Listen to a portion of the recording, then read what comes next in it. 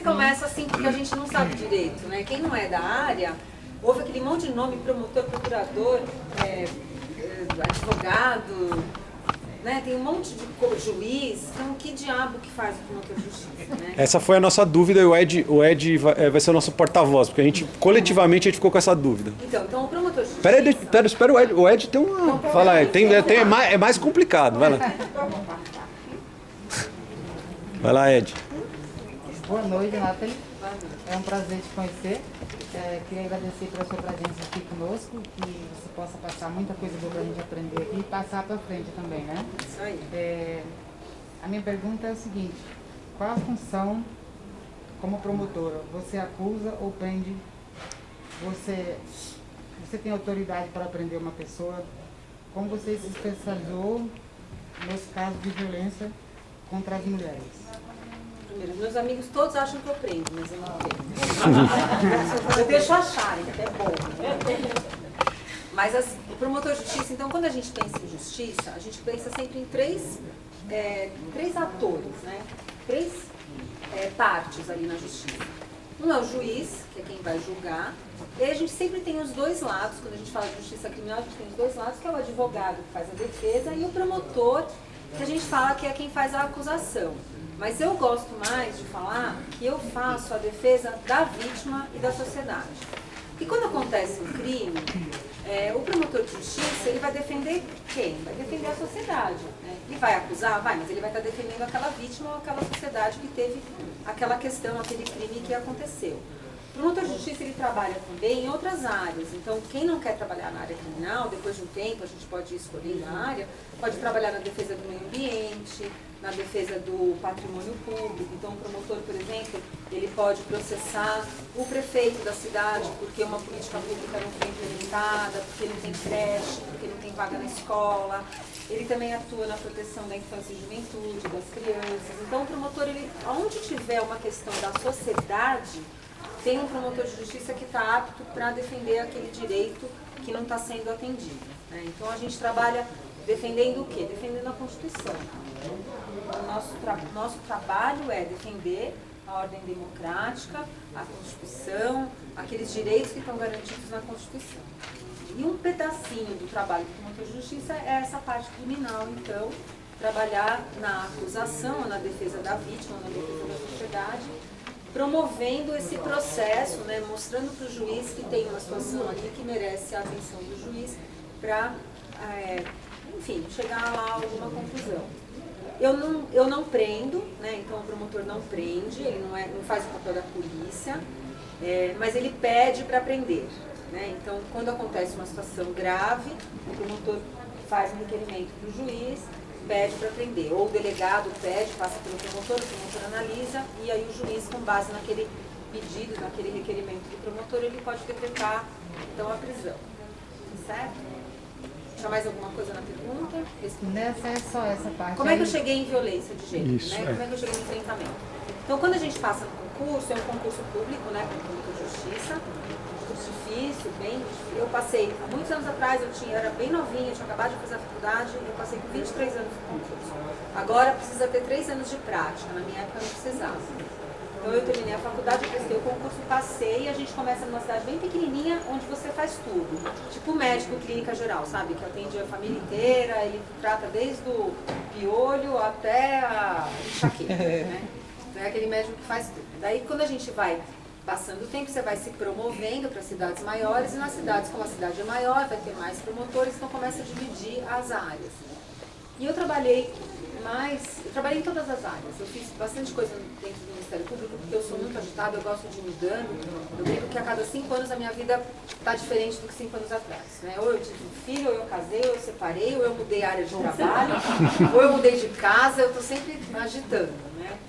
E aí, dentro do meu trabalho, me permite, então, passar por várias áreas. Então, eu passei pelo meio ambiente, eu passei por família, né? Então, o promotor também trabalha na área de família, eu fui trabalhando em várias áreas. E fiquei muito mais tempo no crime, trabalhava com crime geral, roubo, furto, tráfico. E aí, uma hora acabou meio que sem querer, acabei caindo ali na área da violência de gênero, e aí eu me apaixonei. Porque ali eu consigo fazer um trabalho que realmente é um trabalho focado para a vítima, né? Então, tira um pouco esse foco da acusação, né, que tem, por exemplo, no roubo, no tráfico, e a gente consegue trabalhar um pouco também com outras áreas de conhecimento, né? Então eu não trabalho só com o juiz, só com o advogado, eu trabalho com psicólogo, eu trabalho com assistente social, eu trabalho com escolas, então assim, abre um pouco assim a mente da gente, porque você começa a ver outros conhecimentos, né? Então eu não fico só no conhecimento do direito, eu converso com uma psicóloga e ela fala alguma coisa que eu falo, nossa, que legal, olha, isso aqui é bem interessante, assim. Eu converso com uma assistente social que ela fala um outro lado ali da questão, então eu gostei muito, assim, de trabalhar nessa área. Então é uma área que eu realmente me encontrei, assim, de trabalho. Entendeu? Muito obrigada pela resposta. Eu estava curioso, eu acho que assim como eu e nossos colegas também, né? Eu passo para o nosso grupo que é as mesmas pessoas que vai fazer as perguntas, tá bom? Muito obrigada. Isso. Acho que a gente vai ter assim alguns blocos, né, que tem a ver com o mesmo tema. Então, o primeiro bloco é o que tem a ver com assédio sexual, que é um tipo de violência, né? A gente entendeu assim, e aí acho que o grupo, não sei qual seria a ordem, quem é o primeiro? Kátia. Então, Kátia, por favor, faz sua pergunta. Boa noite, Nathalie. Sou a Kátia. Sabemos que o assédio está presente no dia a dia. Os assédios podem partir de várias maneiras, até mesmo nos olhares. Nesse caso de assédio pelo olhar, qual é o tipo de penalização para que o indivíduo deve ser enquadrado? Ou seja, ele pode ser preso? Dá para diferenciar o que é assédio e o que não é? Quando a gente fala de assédio, a gente sempre tem que pensar em uma coisa. A gente sempre tem uma relação de subordinação, tá? Então, não tem assédio, dá para ter assédio, mas é mais complicado de você caracterizar um assédio entre pessoas do mesma categoria. Então, 2 alunos, por exemplo, né? 2 alunos da mesma classe, ele pode até assediar no sentido da palavra normal, mas não caracteriza assédio como um crime, né? Para a gente ter o assédio como crime, a gente sempre tem então essa situação de subordinação. Então é patrão contra o funcionário, professor contra o aluno, alguém que tem uma ascendência sobre a pessoa, que ela vai exigir um comportamento em troca de alguma coisa. Então sempre tem essa troca de alguma coisa. Se forem 2 pessoas que estão no mesmo patamar, não tem essa troca, né? O aluno não tem como assediar uma outra aluna, ele vai falar o quê? Eu não vou te dar nota, você vai ser demitida. Então sempre que a gente fala em assédio no termo jurídico, a gente está falando desse jeito, tá? Então ele pode acontecer em várias situações. O assédio é muito interessante, porque hoje em dia a gente identifica situações de assédio que antigamente a gente não identificava, né? Então eu, por exemplo, eu fui estagiária lá no escritório. Era novinha, tinha 19, 20 anos de idade. O chefe me assediava. Ficava me pressionando no canto, ele era jovem também, me dava umas pressões. Naquela época, pra mim, aquilo era uma coisa que era chata, mas era uma coisa que, tipo, era normal, entendeu? Todo mundo tinha que passar por aquilo, né? Era uma coisa que a gente não tinha nenhum instrumento, a gente não tinha nem o conhecimento de que aquilo era uma questão grave, né? Até o dia que eu cheguei e falei, para, senão eu vou ter que pedir a conta aqui no escritório porque tá me incomodando, né? Mas era uma coisa que não tinha com quem reclamar, não tinha, né? Não existia isso. Conforme a gente vai evoluindo, e a gente vai evoluindo nos direitos das mulheres também, né? Nessa consciência que a gente tem do nosso corpo, de que a nossa vontade prevalece, então começam a surgir essas questões e começa então a ser identificadas essas situações de assédio, tá? Então é crime o assédio, está estabelecido no Código Penal. Prisão, no Brasil a gente não tem muitas situações em que dá prisão, né? Para ter prisão no Brasil a pena precisa ser acima de 8 anos. Então são poucos crimes, é homicídio, é um estupro, são crimes mais graves que dão a prisão mesmo, né? Mas a gente tem outras medidas, a gente tem outras punições, então prestação de serviço para a comunidade, às vezes uma multa, sem contar as questões trabalhistas, por exemplo, que envolvem, né, ou uma questão civil de indenização, por exemplo.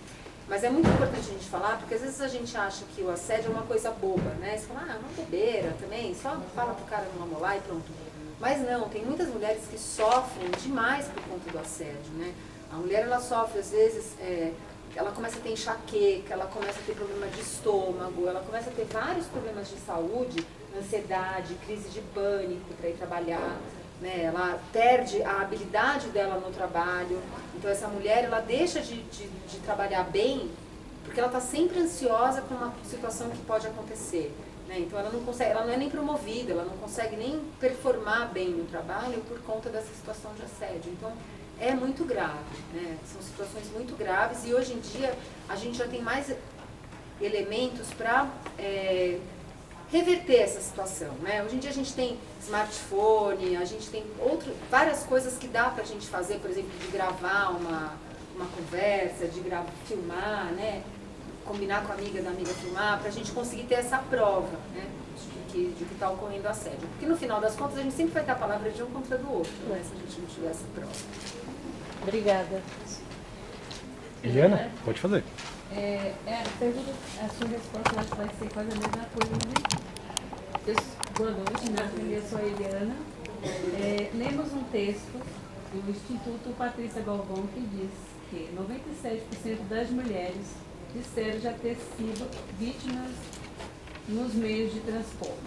Qual a pena é aplicada para quem comete assédio nos transportes públicos? Então, esse assédio que a gente chama de transporte público, vocês vão lembrar. Vocês lembram que há um tempo atrás, mais ou menos há uns 3 anos, tinha um homem que ejaculava nas mulheres no ônibus, né? Ficou conhecido como ejaculador do ônibus. O que acontecia? Ele entrava no ônibus, ejaculava nas mulheres, aí foi preso e foi colocado em liberdade, em seguida. Aí ficaram meio que de olho nele, andaram atrás, não sei o que, pegaram ele de novo, foi preso de novo, foi colocado em liberdade. Por que acontecia isso? Porque antigamente a gente tinha 2 tipos penais, né? O crime é assim, pra gente encaixar alguém no crime, tem que encaixar certinho. Como se fosse uma pedra de um quebra-cabeça, assim, que tem que encaixar certinho. Se não encaixar certinho, não é aquele crime. É um outro crime ou não é nada, tá? Então, se não encaixar certo, não é nada. O que acontecia? Esse homem praticava uma conduta que encaixava numa contravenção penal, que é uma infração menor, de menos importância, né? Não chega a ser um crime, é uma contravenção penal, que era essa contravenção de importunação ofensiva ao pudor, que não dava prisão, que não permitia a prisão preventiva, então ficava muito difícil para a gente encaixar. Na outra ponta, o que a gente tinha? O estupro. E aí você fala, puxa, mas aí o estupro, a pena é mínima de 8 anos. Fala, não era estupro. Diferente de uma situação de estupro, essa situação do que ele fazia. Então era mais grave do que a contravenção e menos grave do que o estupro. A gente ficava nesse meio do caminho. Dali para cá, até por uma ação do Ministério Público de São Paulo, enfim, movimentação com os deputados, a gente conseguiu aprovar um novo tipo penal, que é esse tipo da importunação sexual. Então, que é um tipo intermediário, então agora a gente não tem mais a contravenção, a gente só tem a importunação sexual, que é justamente essas situações em que o autor, pode ser mulher ou homem, que normalmente a gente vê o homem, ele pratica um ato para satisfazer a lascívia, para satisfazer o desejo dele, mas que não seja a conjunção carnal ou que não seja algo tão grave quanto atentado contra o pudor e estupro, né? Então, por exemplo, aquela situação, a situação da passada de mão no ônibus, né? A encoxada no ônibus, o beijo roubado na balada, então você está lá na balada, Lila, vem cá e te dá um beijo sem você ter pedido, sem você ter autorizado. Então isso tudo é caracterizado agora como importunação sexual. É crime, dá prisão em flagrante, não dá condenação de prisão na primeira vez, vai dar uma prestação de serviço para a comunidade, tem uma outra pena alternativa, mas numa segunda vez aí já acarreta a prisão. Nathalie, deixa eu só para esclarecer. Então isso que a gente está chamando às vezes de assédio seria mais corretamente chamado de importunação sexual nesse contexto aí jurídico. O assédio fica para aquela situação que eu coloquei, em que há uma vulnerabilidade de uma parte ou da outra, uma subordinação entre uma parte e outra. O patrão é empregada, professor e aluna. aluno, né? Agora, um professor, ele pode praticar, durante a prática do assédio, ele pode praticar também uma importunação sexual. Então o professor fala para alunas, se você não for comigo ali na salinha, eu vou te reprovar. Ele está assediando, ele está praticando o assédio já. Se ela for na salinha e ele, por exemplo, passar a mão, agarrar, beijar à força, ele também pratica importunação sexual. Entendi. Entendeu? Tem mais perguntas aqui do grupo? Tinha mais uma pergunta, né? Amira. Boa noite. Meu nome é Palmeira. Minha pergunta é quase a mesma coisa, sabe? Queremos saber, a lei da Maria da Penha funciona para assédio? A Lei Maria da Penha, eu amo a Lei Maria da Penha. Eu amo. Porque assim, antes da Lei Maria da Penha, a gente não tinha nenhuma proteção para a mulher. Né? A mulher era protegida não especificamente como mulher. Então ela era protegida como qualquer pessoa. Então, se o homem batesse, era como se ele tivesse batido no outro no bar, né? Só que a gente sabe que a situação é muito diferente, né? São situações muito mais complexas, a situação que envolve a violência doméstica. Então, quando a gente fala em Lei Maria da Penha, a gente pensa em duas coisas. Assim. A gente pensa em uma violência de gênero, então uma violência que só a mulher sofre, então só a mulher é vítima da Lei Maria da Penha. Aí fala assim, mas e o Mário da Lapa? Porque sempre tem essa pergunta, né? E o homem que apanha da mulher? O homem que apanha da mulher fica lá no Código Penal normal. A mulher que apanha do homem fica na Lei Maria da Penha. Então ela é uma lei que protege a mulher, por isso só a mulher é vítima na Lei Maria da Penha. Aí você fala, mas só homem é acusado na Lei Maria da Penha? Praticamente só. A única exceção são mulheres em situação de relacionamento homoafetivo. Então se a gente tiver uma relação de duas mulheres e houver uma violência, enfim, uma agressão, aí a gente aplica também a Lei Maria da Penha. Se forem dois homens, não, Código Penal. Se for madrasta e enteada, Código Penal. A Lei Maria da Penha, ela é uma lei de gênero. E aí, o que ela tem de interessante, essa lei? Ela estabelece que uma mulher, num relacionamento, a mulher estando num relacionamento, ela está numa situação de vulnerabilidade. Não interessa se ela é a Luana Piovani. Lembra quando a Luana Piovani foi agredida pelo Dado? Isso. Foi uma primeira discussão, a Lei Maria da Penha era nova, foi uma primeira discussão, falou assim, gente, mais empoderada que a Luana Piovani não tem, né? Não tem mulher mais empoderada que ela. Verdade. Né? A gente olha para a Luana Piovani e fala, gente, aquela mulher é um mulherão, né? Ela é bonita, ela é empoderada, ela fala o que ela pensa, ela faz o que ela quer, ela é rica. E ela foi agredida e ainda assim entendeu-se que se aplicava a Lei Maria da Penha, porque qualquer mulher num relacionamento, ela é a parte vulnerável do relacionamento. Por que isso? Tirou da cabeça? O legislador tirou da cabeça dele isso? Não. Por que isso? Porque nós vivemos numa sociedade, né, nós aqui no Brasil e boa parte da sociedade ocidental é assim, vivemos numa sociedade em que o homem tem um papel preponderante. Né? É uma sociedade machista e patriarcal, em que o homem sempre tem um papel de mais valor do que a mulher. No trabalho, na casa, com os filhos, ele sempre sai na frente do que a mulher. Então, por conta desse sistema em que a gente vive ser feito desse jeito, o legislador entendeu que por conta desse sistema, as relações estão inseridas nesse sistema, então a mulher ela sempre vai ser vulnerável, tá? Então sempre que a gente fala em Lei Maria da Penha, a gente está pensando então em vítima mulher e a gente está pensando em relacionamento afetivo ou uma relação de afeto, ainda que seja uma ficada, tá? Mas tem que ter uma relação de afeto. Então, aí a gente não usa a Lei Maria da Penha para os casos de assédio, porque no caso de assédio não vai ter um relacionamento afetivo entre as partes, vai ter um relacionamento de um outro tipo de subordinação, mas não por conta do relacionamento. Deu para entender? Para entender. Eu vou fazer a pergunta de Maria Marta, que ela não pode ir por minha ordem. Você é de onde? Oi? Você tem um sotaque, não? Uhum. De onde você é? Colombiana. Ai, que legal. A gente fez uma cartilha em espanhol, sabia? Da Lei Maria da Penha. Bem legal. Depois eu mando o link para você. Tá bem bonitinho. Como podemos orientar nossas jovens a se proteger dos assédiadores? Então, olha, eu acho que tem duas coisas aí, né? Eu tenho duas filhas, moças já agora, né? E a gente sempre fala para os nossos filhos, cuidado no beco escuro, cuidado no ônibus, cuidado com o desconhecido, né? E na verdade a gente tem que falar para elas tomarem cuidado com o conhecido. A maior parte das violências que as mulheres sofrem, elas sofrem de homens que elas conhecem.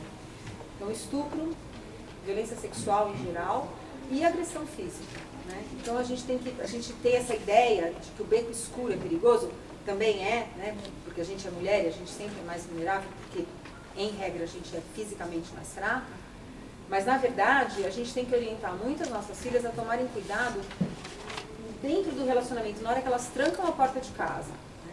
Se a gente for pensar que de cada 10 mulheres que são assassinadas, 7 são assassinadas pelo companheiro ou por ex-companheiro, o marido e os maridos. Então, assim, é muito alto, né? É um número muito alto de mulheres que são mortas por uma pessoa por quem elas confiavam, por quem elas conviviam, quem elas tinham escolhido para fazer a vida delas, né? Então, essa é uma questão para a gente pensar. Então, com as filhas, o que eu acho que a gente tem que falar para elas? A garotada é muito danada, né? Porque assim, elas acham que elas podem tudo, né? Eu lembro minhas filhas, quando começaram a ficar um pouquinho maiores, começaram a andar de ônibus. Um dia minha filha estava saindo lá de shortinho, camiseta decotada. Eu falei, você vai pegar ônibus assim? Eu vou, porque eu posso usar a roupa que eu quiser, eu tenho direito de andar como eu quiser. Eu falei, você tem, tá certo. A gente tem direito de andar como a gente quiser. Só que você tem que saber que você vive num lugar em que os homens vão entender a sua roupa como um convite, né? Eu acho que assim, o que a gente orienta as meninas? Ficarem juntas, né? A gente, mulher, tem uma força que sempre foi tirada da gente, que é a sororidade. Vocês já ouviram falar essa palavra? Sororidade? Que é essa união entre as mulheres, né? Os homens sempre tentam fazer a gente brigar com a amiga, a gente disputar uma com a outra, né? A sociedade faz a gente disputar uma com a outra, quem é mais bonita, quem é mais gostosa, quem está mais bem vestida, quem não sei o quê, porque é aquela regra de dividir para dominar, né? Quando a gente se une, quando as mulheres se unem, é uma força tão grande que a gente tem, né? Quando a gente pega ali na mão da amiga ou da colega e fala, não, peraí, calma, você está com esse problema, eu vou te ajudar, eu te entendo, você passou por aquilo, você conhece alguém que passou. Então, acho que o que a gente pode falar para elas é nessas situações, né, de maior risco, tá sempre com uma amiga, né? Então, vai pra balada, por exemplo, fica lá, uma de olho na outra, sabe? Uma tomando conta ali da outra, né? Vendo se uma passou mal, ela passou mal, bebeu alguma coisa, eu vou levar ela para casa, eu vou ajudar, para tentar proteger. Porque, infelizmente, a gente vive num mundo muito hostil para a mulher. O mundo é muito hostil para a mulher, né? A gente sai na rua com medo, todo mundo. Vocês saem daqui tarde, todas vocês têm medo quando vocês saem daqui. Os rapazes também, mas menos, né? A gente brinca que o maior medo de um homem é ser preso e ser estuprado na cadeia, né? A gente tem medo de ser estuprada todo dia, né? Todo dia a gente está na rua e a gente vê um homem e, dependendo da situação, você fica com medo, né? Então, assim, isso é muito forte pra gente vive com medo, né? E por outras questões também, o Brasil é uma sociedade muito violenta, né? E aí eu vou abrir um parênteses para falar um pouquinho, que é uma coisa que eu gosto de falar muito, assim. O Brasil começou como? A gente começa com uma sociedade... Quem veio para o Brasil quando o Brasil foi descoberto? Portugueses quem? Mulher, homem, família? Homens, né? E aí, eles precisavam fazer o quê quando eles chegaram aqui? Eles estudaram várias línguas. Eles precisavam povoar. Como é que eles iam povoar? Se não veio mulher. Então eles começaram estuprando as índias, as indígenas, né? Começam com o estupro das mulheres indígenas, depois eles trazem muitos e muitos e muitos negros da África para cá. E eles também estupram essas mulheres negras, né? E isso agora é comprovado. Eles fizeram umas pesquisas, e é muito interessante isso, depois se der um Google, você que é professor de ciências, né? Você já deve ter visto. Fizeram uma pesquisa pela mitocôndria lá, eles fazem lá aquelas coisas de DNA, enfim, que a gente não tem direito, mas ficou comprovado que a população brasileira é filha de homens brancos e mulheres negras, e mulheres indígenas, né? Então, esse estupro inicial está comprovado. Então, nós somos uma sociedade que começa como? Que começa com estupro e que começa com escravização. Então, é uma sociedade violenta, uma sociedade baseada na violência. As pessoas solucionam os conflitos de forma violenta, né? Bate o carro, já sai querendo brigar, sai querendo bater. Agora, nessa época da política, é um batendo, outro brigando. Então, assim, nós solucionamos as coisas de forma violenta, né? Então, isso é algo que a gente traz, né, pra gente. Assim, nós, como mulheres, a gente acaba sofrendo a gente aponta dessa... É a parte mais fraca, né, dessa questão toda.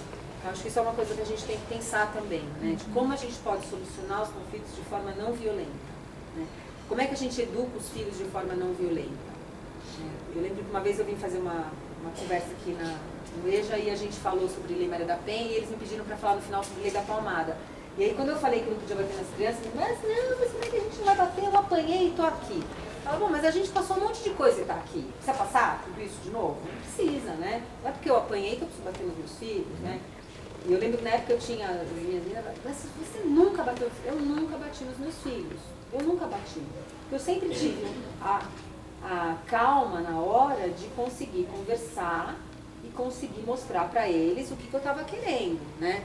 É difícil? É, tem hora que você está cansado, que você trabalhou o dia inteiro, você está de saco cheio, a criança está lá fazendo birra, né? Dá vontade de dar aquele tapa na bunda e mandar dormir com a bunda quente, pronto, né? Mas aí você fala, puxa, mas aí o que eu estou fazendo quando eu faço isso? Eu estou usando a única coisa que eu tenho, uma das coisas que eu tenho a mais do que ela, que é a força, é o meu tamanho, né? Só que eu tenho tanta coisa a mais, eu tenho tanta vivência, eu tenho tanta coisa que eu sei que eu posso conversar, eu tenho tanto instrumento para botar, tanto castigo, tanta coisa para fazer ali, né? Então por que eu vou usar a força física, né? Mas a gente tem que se deseducar, porque a gente foi educado a solucionar as coisas de uma forma mais violenta. Então acho que assim, que conselho que a gente dá? Para as meninas se unirem. Então quando vão sair, para elas ficarem juntas, né? Para elas denunciarem uma situação de assédio, por mais difícil que seja, por mais que não vão acreditar, na hora que uma denuncia, às vezes a outra denuncia também, a outra denuncia, e aí já são 3 que estão denunciando, então não é a palavra só de uma, já é a palavra de 3, né? Porque o assediador, ele não pratica com uma só assédio, ele vai praticar com várias mulheres, né? E ele conta com o silêncio da vítima. O próximo grupo estudou a questão do namoro abusivo, né? Que é uma questão que muitas vezes nem aparece quando a gente conversa sobre violência, né? E acho que tem umas perguntas interessantes. Quem começa? Vai lá, Isaac.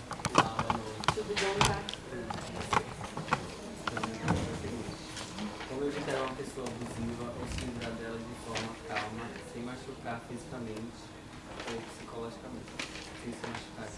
Aí eu acho essa pergunta muito legal, pelo seguinte, a pessoa fala assim, né? Ai, aquela mulher, ela apanha o marido. Se fosse comigo, isso nunca teria acontecido. Eu comigo nunca aconteceria, né? Ai, é só largar, é só ir embora, não sei o quê, ela gosta de apanhar, né? Primeiro, sempre aquelas coisas que a gente ouve. E aí eu sempre falo o seguinte, o relacionamento abusivo, ele não começa abusivo, né?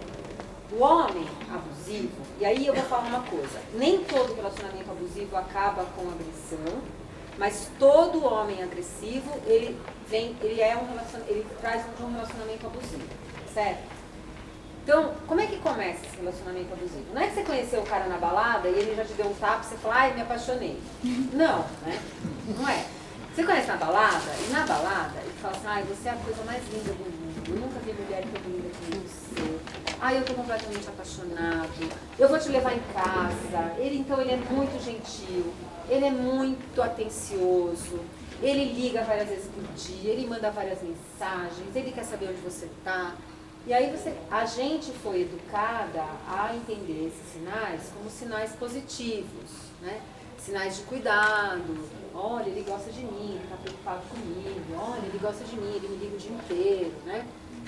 Só que assim, a partir de hoje acende uma luzinha, sabe assim, levando uma bandeirinha assim, um vermelhinho.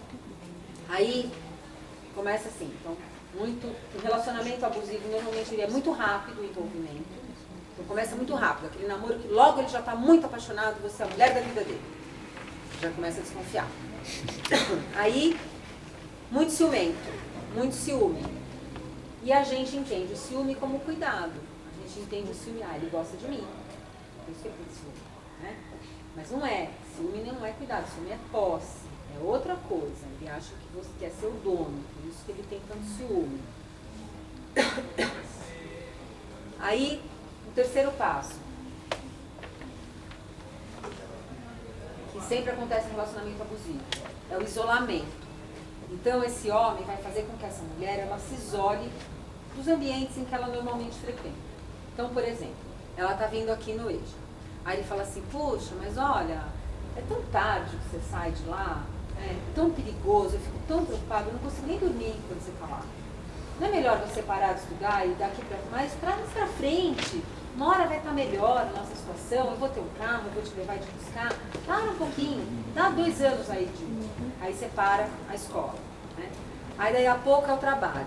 Ah, mas ó, é uma bobeira você ir trabalhar. Você ganha um salário mínimo lá, a gente tem que pagar aqui quase isso para babá, tem que pagar para alguém tomar conta do filho, tem que pagar a perua da escola, tem... besteira, para de trabalhar e eu te banco. Né? Aí a mulher para de trabalhar. Aí as amigas, começam as histórias com as amigas. Ah, essa tua amiga, não sei. Depois que ela separou, ela levou companhia, não serve mais pra você, ela fica me olhando de um jeito meio esquisito, aí você começa a se afastar das amigas. Aí a família, né? Vai lá, faz confusão no almoço de domingo. Ah, seu cunhado só me dá cerveja quente. Eu detesto ir lá, porque é uma confusão, tua mãe fica me olhando de cara feia. E aí, para não ter briga, a mulher deixa na família. Quando a mulher está isolada, que ela já não tem mais relações pessoais, ela não tem os amigos, ela não tem o trabalho, ela não tem autonomia financeira, ela parou de estudar, ela se afastou da família, dos amigos, aí começa então as agressões. Entendeu? Então é um caminho todo que é feito, né? E o que a gente tem que observar é se a gente está nesse caminho, né? Se esses sinais estão aparecendo. Então, rápido envolvimento amoroso, ciúme excessivo. A gente brincava, antigamente, quem é mais velho aqui, nós todos aqui, a gente não falava CPF, a gente falava SIC, né? Tem SIC. É o SIC, é ciúme, isolamento e... Opa, vou esquecer a terceira coisa. Peraí.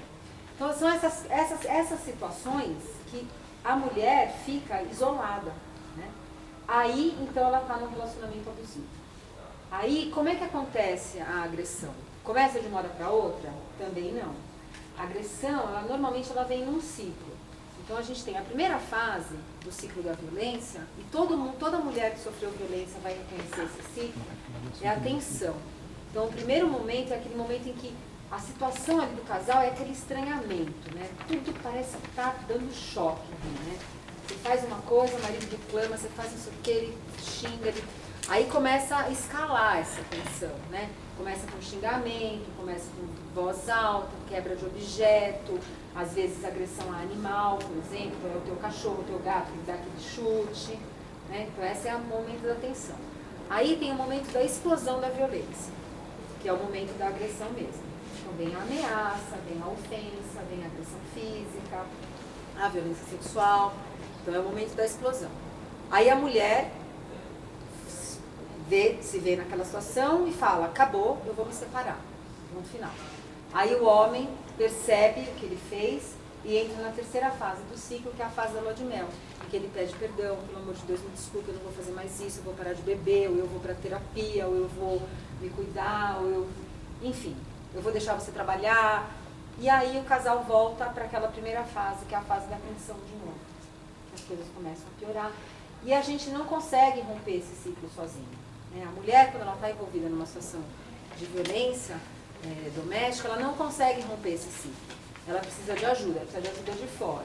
Né? Então ela precisa de um apoio de alguém da família. Só que bem nesse momento, ela está sozinha. Né? E aí, quando acontece o primeiro episódio, por exemplo, de agressão, e a mulher consegue chamar alguém da família, e a família vem, ajuda, vai na delegacia, faz o BO, e aí aquele homem se arrepende, pede perdão e ela volta, o que a família faz? Ah, acabou, agora eu não quero saber mais de você. E aí é o momento que a mulher mais precisa. Então eu sempre falo isso, assim, quando a gente conhece alguém em situação de violência doméstica, é horrível, é que nem uma pessoa que é viciada, a gente não pode abandonar, né? A gente tem que estar lá do lado, até a hora em que a gente consegue fortalecer aquela pessoa para ela sair daquela situação. Então é chato, é difícil, porque a gente fica vendo a pessoa sofrer, a gente, às vezes você se indispõe, porque daí você é que vai lá socorrer, o marido fica com raiva de você, reclama com você, te ameaça, não sei o quê, você que levou para fazer o BO, você quer acabar com a família, né? Mas a gente tem que estar lá do lado, porque uma hora ela vai conseguir se sair dessa situação. E aí entra aquele pessoal que eu falei no começo, que eu gosto de trabalhar com isso de gênero. Assistente social, psicólogo, para ajudar a tirar essa mulher dessa situação. Deu? Deu. Mais perguntas do pessoal do namoro abusivo?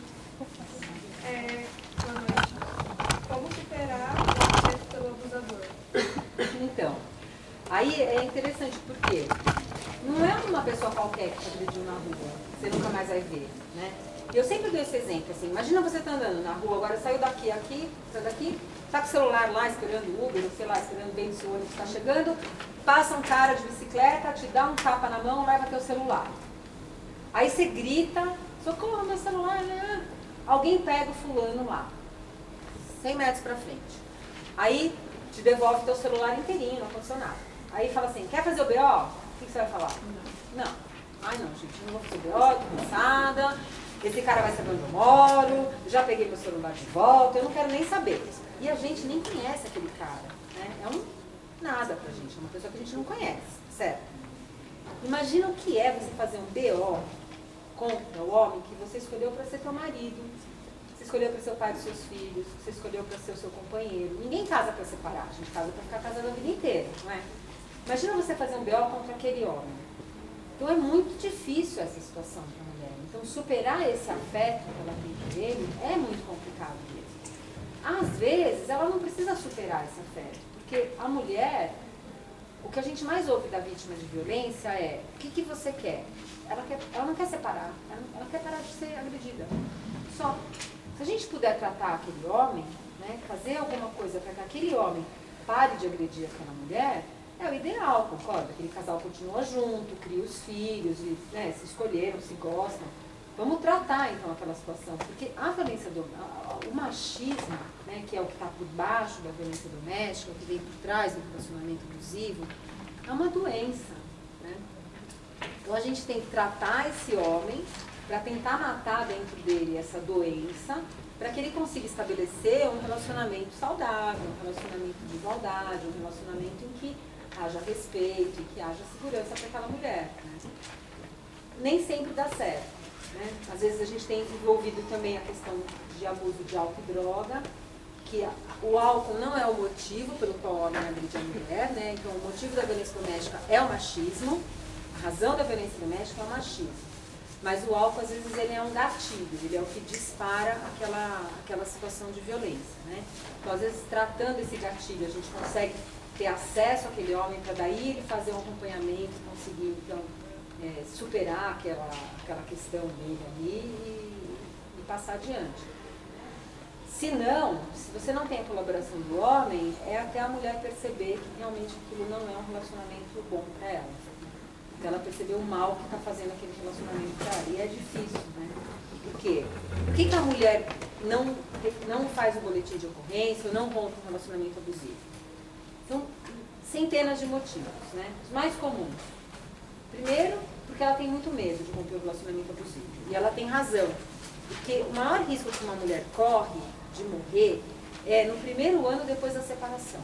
Então, quando uma mulher rompe um relacionamento, o primeiro ano depois do rompimento do relacionamento é um ano de muito perigo para aquela mulher morrer. A maioria dos feminicídios ocorrem nesse período, de um ano depois do rompimento do relacionamento. Então, essa mulher ela tem medo de romper e ela tem razão em ter medo de romper, porque realmente é muito perigoso. A mulher não rompe porque, às vezes, ela tem uma questão financeira importante, né? Ela mora na casa da sogra, no terreno da sogra. Como é que ela vai fazer, né? Esse homem ameaça, por exemplo, que não vai pagar a pensão para os filhos, ela vai ter uma dificuldade. Às vezes, ela mesma se sente como um anteparo em relação à violência com os filhos, então ela prefere que ele bata nela, que ele agrida ela bêbado, do que ele vai agredir os filhos. E aí, se ela separa, por exemplo, a criança vai ficar um fim de semana assim ou não com o pai. Aí ela fala, bom, esse cara não para de beber, como é que vai ser quando as crianças forem para a casa dele, ele bebe? Então prefere ficar casada. Então são várias situações. Tem uma questão emocional também, porque no relacionamento abusivo, o homem diminui muito essa mulher, né? Deprecia muito essa mulher. Faz uma coisa que hoje em dia é crime, que até pouco tempo atrás não era, que é praticar violência psicológica.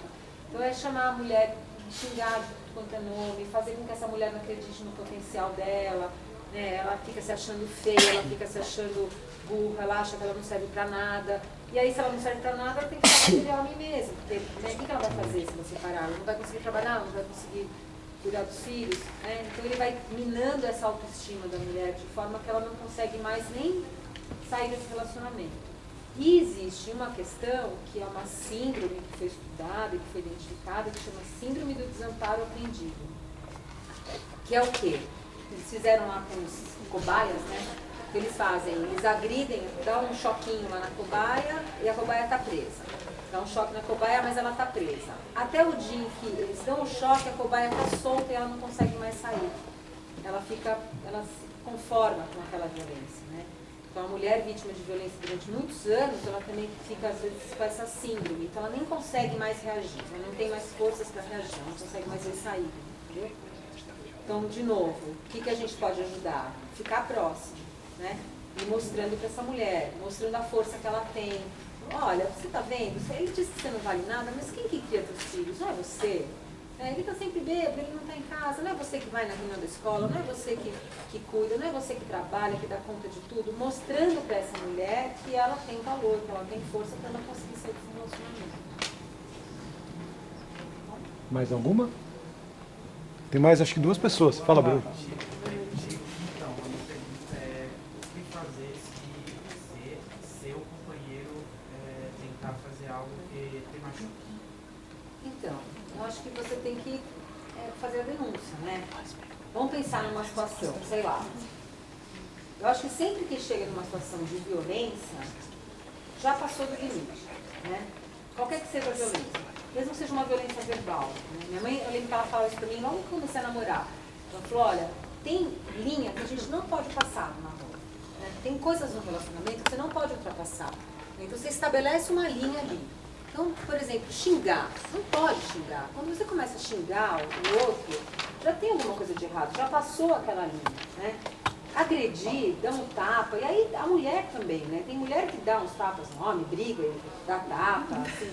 É coisa que não é para ser assim, né? É para ser diferente.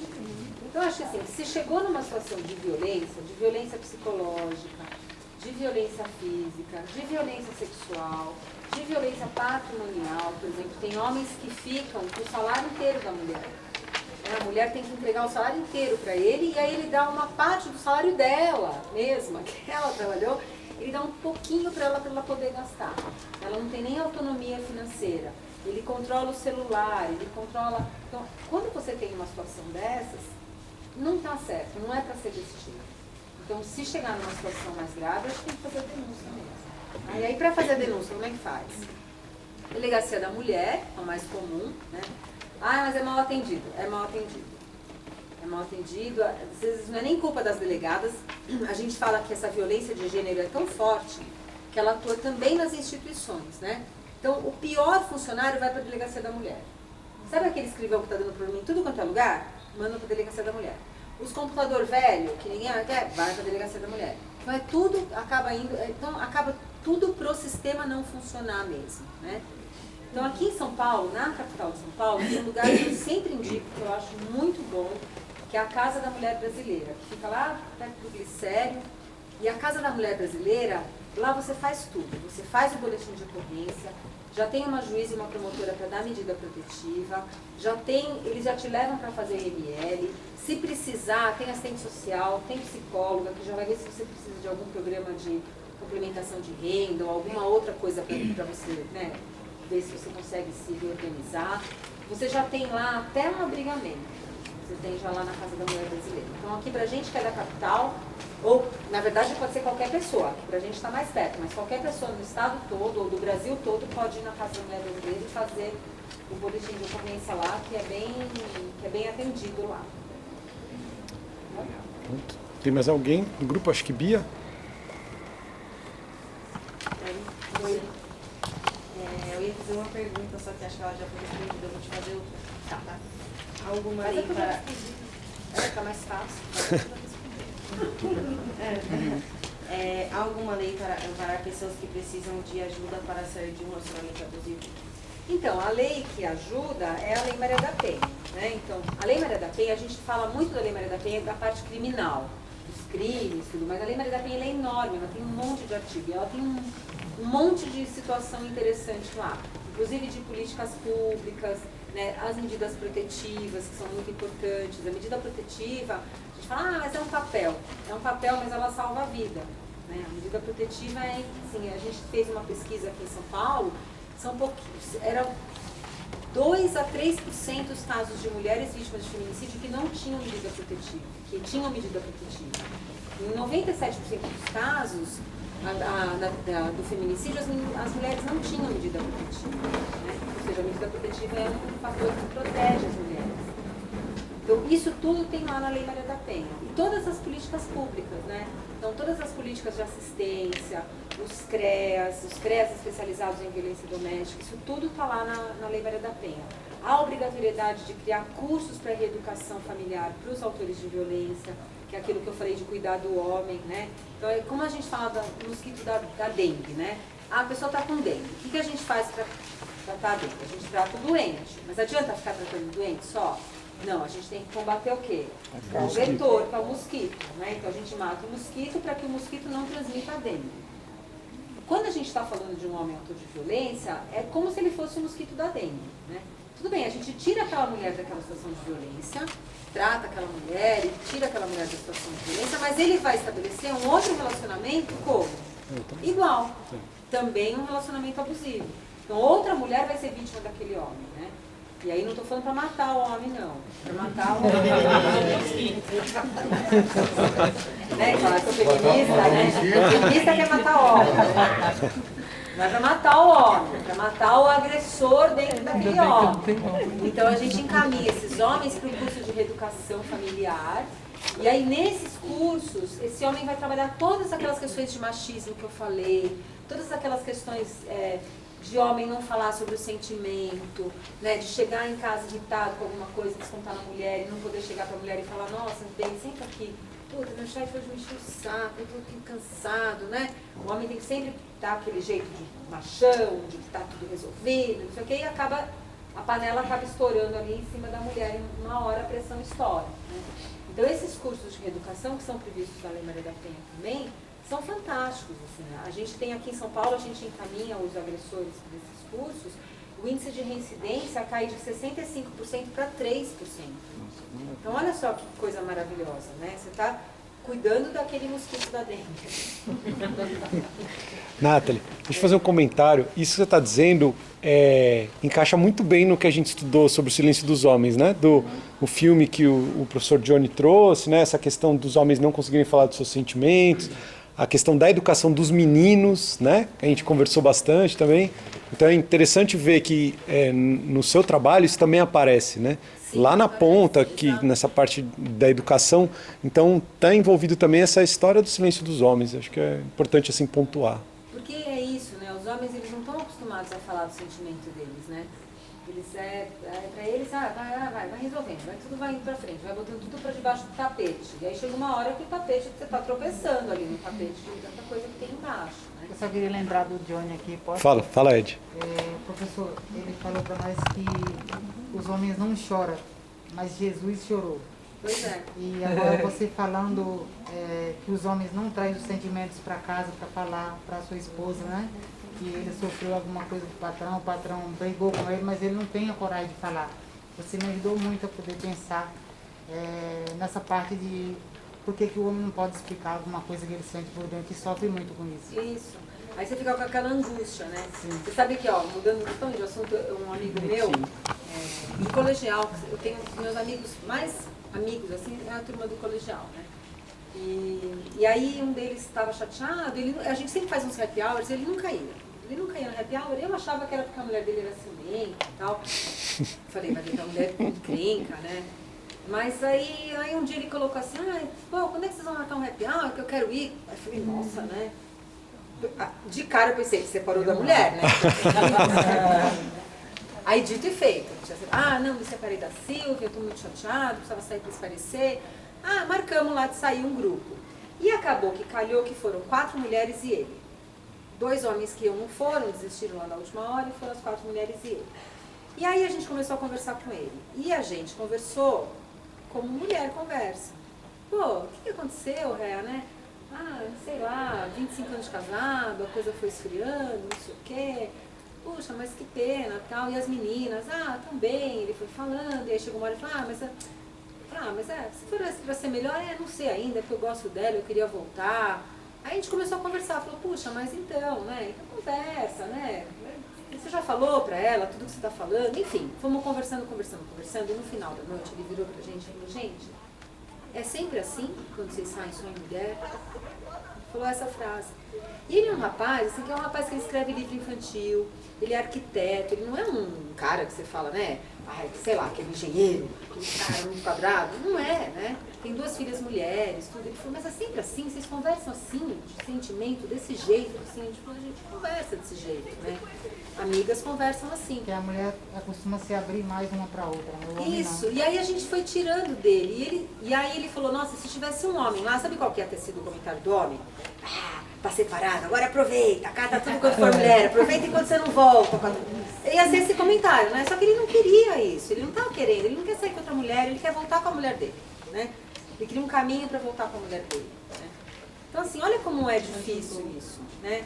Os próprios homens impedem, se você chegar no teu trabalho e fala, quiser contar de alguma aventura, todo mundo quer ouvir. Se você quiser contar que você está chateado porque tua mãe está doente, ninguém vai querer ouvir. Vai falar, para de bobeira, para de besteira. Deixa em casa. Deixa os problemas em casa, que é pra gente beber e se divertir. Não é verdade? É verdade. Então assim, é isso que a gente tem que pensar, né? Que os homens têm que pensar um pouco, né? Até que ponto eles não estão deixando isso tudo transbordar ali e aí descontando na mulher que está do lado, né? Sim. Acho que a gente terminou o grupo do namoro abusivo, né? E então... Tem mais outra. Então fala, Bruna. Boa noite, vou ler aqui a pergunta da Ana Simara que está aqui. Como fica alguém psicologicamente quando se relaciona um tempo com alguém abusivo?